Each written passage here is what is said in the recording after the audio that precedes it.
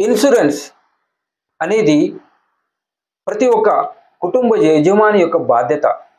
అది అతని కోసం పనిచేయదు, అతని కుటుంబం కోసం పనిచేస్తుంది. నా దృష్టిలో చెప్పాలంటే మనము గుమ్మానికి దిష్టి తీసి పారేస్తాం కదా, అలాగే మన ఫ్యామిలీకి ప్రీమియం రూపంలో దిష్టి తీసి పారేసేదే ఇన్సూరెన్స్. ఈ ఇన్సూరెన్స్ తీసుకునే ముందు మీరు ఏ పాయింట్స్ మీద ఫోకస్ చేయాలనేది ఈ వీడియో. నేను MK Shankar, welcome to our channel Shankar's advisory.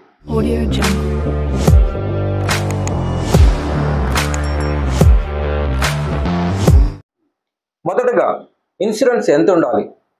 నీవు సంపాదించేది 1,00,000 అయితే దానికి 144 రెట్లు ఉండాలి. అంటే 1,44,00,000 రూపాయల ఇన్సూరెన్స్ కవరేజ్ నీకు సరిపోతుంది. రెండవది, ఎన్ని సంవత్సరాలు ఉండాలి?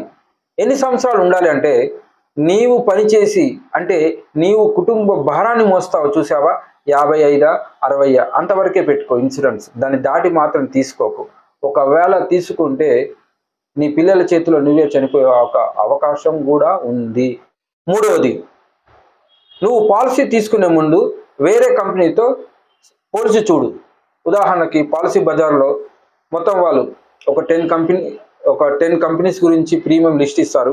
అదొకసారి చూడు, దాని నుండి నీకు నచ్చిన కంపెనీ నుండి తీసుకో. ఓకేనా? నాలుగవది, తీసుకునే ముందు ఆ యొక్క కంపెనీ సాల్వెన్సీ రేషియో, తర్వాత ఆ కంపెనీ యొక్క క్లెయిమ్ రేషియో కూడా నువ్వు గమనించాలి. ఎలా పడితే అలా తీసుకోకూడదు. ఐదవది, నువ్వు తీసుకునే ఇన్సూరెన్స్ పాలసీ, టర్మ్ పాలసీ యొక్క బెనిఫిట్స్ చూడు, ఫీచర్స్ చూడు. అది ఏ విధంగా నీ కుటుంబానికి ఉపయోగపడుతుందో కూడా గమనించాలి. ఈ మధ్యకాలంలో అందరూ జీరో బేస్డ్ టర్మ్ పాలసీని అమ్ముతున్నారు. అది చూడు, అది కూడా ఒక ఉపయోగకరమైన పాలసీయే. రిటర్న్ ఆఫ్ ప్రీమియంతో కూడా ఉన్నాయి. మనం ఏం జరగకపోతే ప్రీమియం రిటర్న్ వస్తున్నాయి, అవి కూడా మంచివే, చూడండి.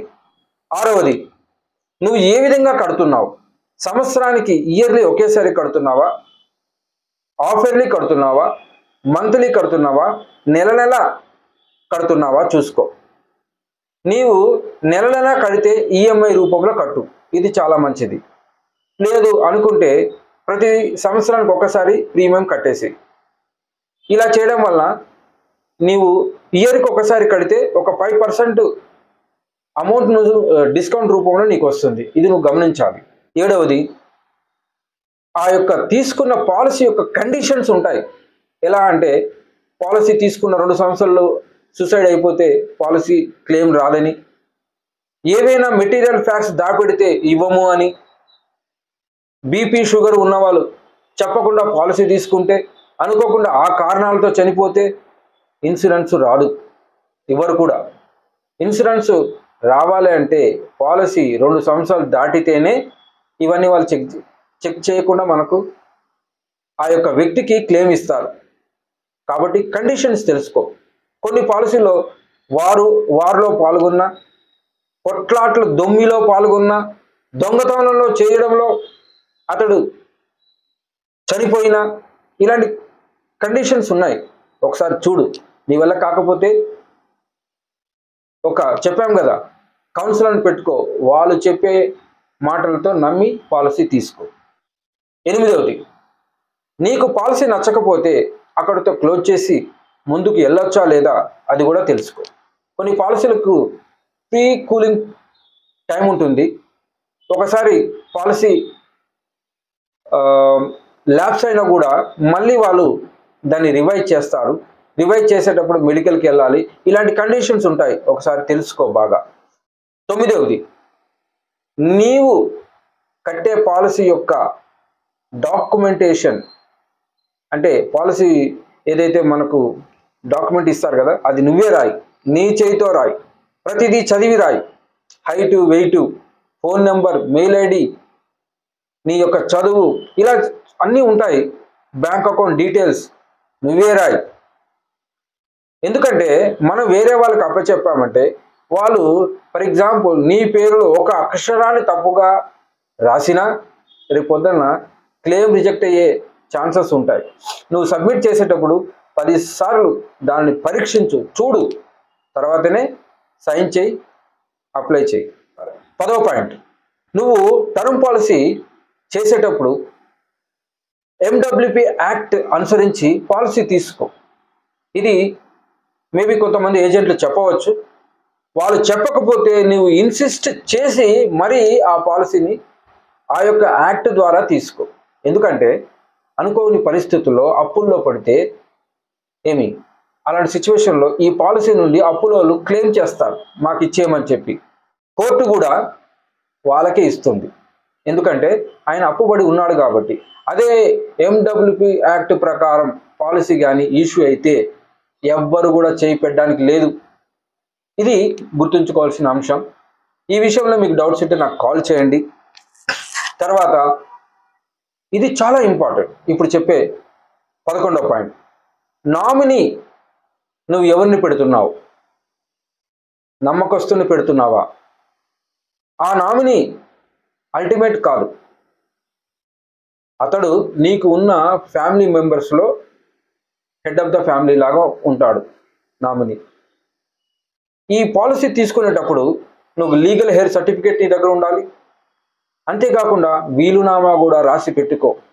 ఇది ఎందుకంటే చాలామంది అందరూ డబ్బు సంపాదిస్తున్నారు, రేపు పొద్దున వారు తదనంతరము పిల్లలు కొట్టుకోకుండా ఉండాలంటే ఇప్పుడు చెప్పిన లీగల్ హెయిర్ వీలునామా నేను చాలాసార్లు సందర్భాలు చెప్తూ ఉన్నాను, చాలామంది ఇంకా చేయట్లేదు. నాకు 10 రోజులకు ఒక కేసు వస్తుందండి ఈ యొక్క విషయం మీద. మీరు అర్థం చేసుకోండి, ఇది ఇప్పుడు వస్తుంది అంటే ఇంకా రాను రాను ఇంకా ఎక్కువ వస్తుంది. ఎందుకు చెప్తున్నానంటే మన తాతలు ఎక్కువ సంపాదించలేదు, అప్పుడు కొద్దిగా ఉండేది. మన తండ్రులు సంపాదించారు, ఇప్పుడు మనకు డబ్బు చాలా ఉంది. ఒకప్పుడు మీరే చూడండి, బిర్యానీ తినాలంటే నేనైతే బిర్యానీ నాకు తెలిసి సంవత్సరం మొత్తంలో 1 సారో 2 సార్లు తింటాను, అది కూడా పండగలకి. కానీ ఇప్పుడు రోజు బిర్యానీ తినే ఒక అవకాశం ఉంది మనకి. కారణం డబ్బు పెరిగింది. డబ్బు పెరిగిందంటే సంపద విలువలు కూడా పెరుగుతున్నాయి. డబ్బులు వస్తున్నాయంటే ధనమే అన్ని అనర్థాలకు మూలం కదా. కాబట్టి నేను చెప్పిన లీగల్ హెయిర్ వీలునామా మరియు నామినేషన్ చాలా జాగ్రత్తగా చేయవలసిన అంశము గుర్తుపెట్టుకోండి. మీకు ఈ విషయంలో డౌట్స్ ఉంటే నన్ను సంప్రదించవచ్చు మీరు. నేను ఎన్నో సందర్భాలు చెప్పాను, మీకంటూ ఒక వ్యక్తి ఉండాలి, అతడు నీ యొక్క బ్యాంకింగ్ సంబంధించిన విషయాలను చూసుకునే వ్యక్తి అయి ఉండాలి, నీకు నీ పత్రాలను చూసే ఒక వ్యక్తి ఉండాలి, అంటే తర్వాత లీగల్ పాయింట్స్ చూసే ఒక వ్యక్తి ఉండాలి, నీకు డబ్బు ఎప్పుడైనా అవసరం వస్తే ఇచ్చే ఒక వ్యక్తి ఉండాలి, నీకు అన్ని సందర్భాలలో ఒక సెక్రటరీ లాగా పనిచేసే ఒక వ్యక్తి ఉండాలి అని చెప్పాను. వాళ్ళే అడ్వకేట్, బ్యాంకర్, చార్టర్డ్ అకౌంటెంట్, తర్వాత LIC ఏజెంట్స్, సో లోన్ డ్యూవర్స్ అంటే లోన్ ఇచ్చే కన్సల్టెంట్స్, వీళ్ళందరూ చేసే పని మేము కూడా చేస్తున్నాం. మేము ఫ్రీగా ట్రైనింగ్ ఇస్తున్నాం. మీలో ఎవరైనా నేర్చుకోవాలనుకుంటే మీరు రండి, మీకు మాకు తెలిసిన అంశాలను మేము చెప్తాము. మరి ముఖ్యంగా ఇప్పుడు చెప్పిన పాయింట్స్ని మీరు గుర్తుంచుకొని మీరు పాలసీ తీసుకున్నప్పుడు ఈ జాగ్రత్తలు పాటించండి. చివరిగా మా యొక్క శంకర్స్ అడ్వైజరీ ఛానల్ని సబ్స్క్రైబ్ చేయండి, ఈ యొక్క వీడియోని లైక్ చేయండి, చాలామందికి షేర్ చేయండి. వ్యక్తిగత అభివృద్ధి దేశాభివృద్ధి.